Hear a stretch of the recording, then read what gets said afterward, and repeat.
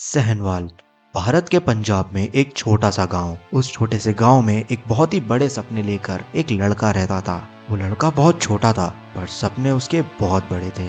जब वो सिर्फ 13 साल का था तो एक दिन गांव के सिनेमा हॉल में उसने एक फिल्म देखी, शहीद। स्क्रीन पर दिलीप कुमार थे और उन्हें देखकर उस लड़के की आंखों में कुछ चमक उठा। दिल में एक आग सी लग गई। उसके पिता स्कूल टीचर थे, घर मिडिल क्लास था और जिंदगी बिल्कुल सीधी सादी थी। पर उस लड़के ने उस दिन सोचा, मैं भी बनना चाहता हूँ एक्टर। आप सोचेंगे कि ये कहानी किसी फिल्म की है, लेकिन नहीं दोस्तों, ये कहानी असली है। ये कहानी है उस इंसान की जिसने बॉलीवुड को एक नया मतलब दिया, जिसने ही मैन को डिफाइन किया।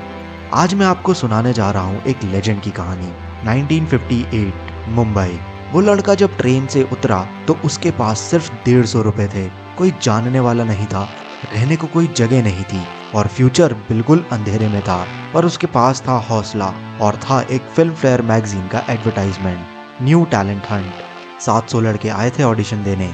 सबके पास कुछ ना कुछ ट्रेनिंग थी, कनेक्शंस थे, पर इस पंजाब के लड़के के पास कुछ नहीं था, सिर्फ एक नेचुरल चार्म और आंखों में सच्चाई। और फिर जादू हो गया, उसने जीत लिया वो कंपटीशन। लेकिन दोस्तों, असली संघर्ष तो अब शुरू हुआ। पहली फिल्म मिली, दिल भी तेरा हम भी तेरे। 1960 में फिल्म फ्लॉप हो गई। प्रोड्यूसर्स ने मुंह फेर लिया। किसी ने कहा, तुम जाके रेसलिंग करो, हीरो नहीं बन सकते। तो किसी ने कहा, हमें हीरो चाहिए, हॉकी प्लेयर नहीं। कभी पेट भरने के लिए खाना नहीं था तो रहने के लिए कमरा भी नहीं था। रात को मरीन ड्राइव की बेंच पे सोया, दिन में स्टूडियोज के बाहर खड़े होकर वेट किया और सामने से रिजेक्शंस पे रिजेक्शंस। पर उसने हिम्मत नहीं हारी, क्योंकि उसकी माँ ने कहा था, काम ही पूजा है बेटा, सेल्फ रिस्पेक्ट कभी मत खोना। और फिर आई वो सुबह, 1963 बांदिनी, 1964 हकीकत, 1966 फूल और पत्थर। एक के बाद एक हिट फिल्म्स। वो गांव का लड़का अब बॉलीवुड का राइजिंग स्टार बन चुका था। पर असली तूफान आया 1975 में। 2 फिल्म्स एक ही साल में। पहली छुपके छुपके, कॉमेडी में उन्होंने दिखाया कि वो सिर्फ एक्शन हीरो नहीं है, हंसाने में भी एक नंबर है। और दूसरी शोले। दोस्तों, शोले सिर्फ एक फिल्म नहीं थी, वो एक फेनोमेनन थी। वीरू का कैरेक्टर, बसंती के लिए प्यार, जय के साथ दोस्ती, गब्बर के सामने वो डेयरलेस एटीट्यूड, हर सीन आइकॉनिक बन गया। हमको भी नहीं, बसंती इन कुत्तों के सामने मत नाचना।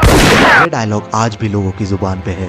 फिल्म 5 साल तक थिएटर में चली, 60 गोल्डन जुबली, 100 से ज्यादा थिएटर में सिल्वर जुबली।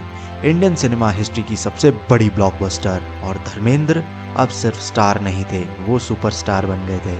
वो अब ही मैन बन गए थे। उनकी हर फिल्म हिट होती थी। सीता और गीता, यादों की बारात, धर्मवीर, गुलामी, लिस्ट लंबी है। 1973 में उन्होंने 8 फिल्में दी। 1987 में 7 कंसेक्यूटिव हिट्स, क्योंकि वो सिर्फ हीरो नहीं थे, वो इमोशंस थे। जब रोमांटिक सीन होता तो दिल पिघल जाता, जब एक्शन सीन होता तो एड्रेनलिन रश आ जाता। पर दोस्तों, कैमरे के पीछे वो एक बिल्कुल अलग इंसान थे। सेट पे स्पॉट बॉय हो या डायरेक्टर, सबको सेम रिस्पेक्ट देते थे। कभी स्टारडोम दिमाग पे नहीं चढ़ने दिया। कलीग्स कहते थे, धर्मेंद्र जी के साथ काम करना एक सुकून है। 19 साल की उम्र में उन्होंने प्रकाश कौर से शादी की थी, गांव में ही। उनके 4 बच्चे हुए, सनी, बॉबी, विजेता और अजीता। और फिर 1980 में उन्होंने हेमा जी से शादी की। 2 और बेटियां आईं, ईशा और आहना। वो चाहे कितने भी बड़े स्टार क्यों ना बन जाए, पर फैमिली उनकी सबसे बड़ी प्रायोरिटी थी। उन्होंने अपनी प्रोडक्शन कंपनी बनाई, विजयता फिल्म्स। अपने बेटों सनी और बॉबी को बॉलीवुड में लॉन्च किया। उनके साथ फिल्म्स की यमला पगला दीवाना, 3 जनरेशंस, एक फ्रेम में क्या नजारा था। और फिर इंडस्ट्री के बाहर भी उन्होंने बहुत कुछ किया। 2004 से 2009 तक राजस्थान के बीकानेर से एमपी भी रहे। अपने गांव के स्कूल्स के लिए चुपचाप डोनेशंस देते रहे। वो कहते थे, मैं वही हूँ जो मैं था, बस अब थोड़ी ज्यादा जिम्मेदारी है। दोस्तों, जिंदगी ने उन्हें बहुत कुछ दिया। 300 से ज्यादा फिल्म्स, 65 से ज्यादा careers, Filmfare lifetime achievements award, Padma Bhushan. पर उनकी असली अचीवमेंट थी लोगों के दिल में जगह बनाना। दिलीप कुमार ने खुद कहा था, जब मैं भगवान से मिलूंगा तो एक ही शिकायत करूंगा, आपने मुझे धर्मेंद्र जी जितना हैंडसम क्यों नहीं बनाया। सलमान खान कहते हैं, अपने बाप के बाद मैंने सिर्फ अपने धर्मेंद्र सर को कंसिस्टेंटली फॉलो किया है। शाहरुख, अक्षय, अमिताभ जी, सब ने उन्हें रिस्पेक्ट दी, क्योंकि उन्होंने एक ऐसे दौर में काम किया जब ग्लैमर नहीं टैलेंट मैटर करता था, जब डेडिकेशन नहीं डिसिप्लिन मैटर करता था। हाल में उनकी तबीयत खराब हुई, हॉस्पिटल में एडमिट थे। 12 नवंबर को घर आए थे और 24 नवंबर 2025 79 साल की उम्र में वो इस दुनिया से चले गए। पर दोस्तों, लेजेंड्स कभी मरते नहीं, वो यादें बन जाते हैं, वो इंस्पिरेशन बन जाते हैं। जब भी कोई गांव से सपने लेकर शहर आता है, उसे धर्मेंद्र जी याद आएंगे। जब भी कोई स्ट्रगल करके अपना मकसद हासिल करेगा, उसे धर्मेंद्र जी याद आएंगे।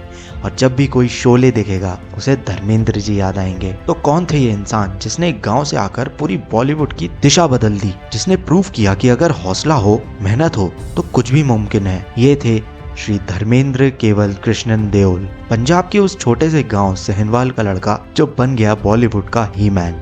आज उनका जाना एक एरा का खत्म होना है, पर उनकी जो लेगेसी है वो हमेशा जिंदा रहेगी। उनकी फिल्म्स, उनके डायलॉग्स, उनकी हंसी, सब कुछ हमेशा याद रहेगा। धर्मेंद्र जी, आप हमेशा इंडिया के दिल में रहे, आज भी हो, कल भी रहोगे। थैंक यू सर, आपने हमें हंसाया, रुलाया, इंस्पायर किया। आपने सिखाया कि सपने देखना गलत नहीं, बस उन्हें पूरा करने की हिम्मत होनी चाहिए। आपकी हर फिल्म, हर डायलॉग, हर परफॉर्मेंस हमारी जिंदगी का हिस्सा है। Rest in peace he man. आप लेजेंड थे, लेजेंड हो और लेजेंड ही रहोगे। और हम इंडियंस आपसे बहुत कुछ सीखते हैं। दोस्तों, अगर धर्मेंद्र जी की ये कहानी ने आपको टच किया तो इस वीडियो को लाइक जरूर करना, शेयर करना, ताकि और लोग भी उन्हें याद कर सकें। और एपिक मिनट्स चैनल को सब्सक्राइब कर लीजिएगा, क्योंकि हम ऐसे ही इंस्पायर स्टोरीज लाते हैं जो आपके दिल को छू जाती हैं। कमेंट्स में जरूर बताना धर्मेंद्र जी की आपकी फेवरेट फिल्म कौन सी है। मैं हूँ आपका एक स्टोरी टेलर और मैं आपको मिलूंगा फिर कभी किसी और अगले वीडियो में। धन्यवाद दोस्तों।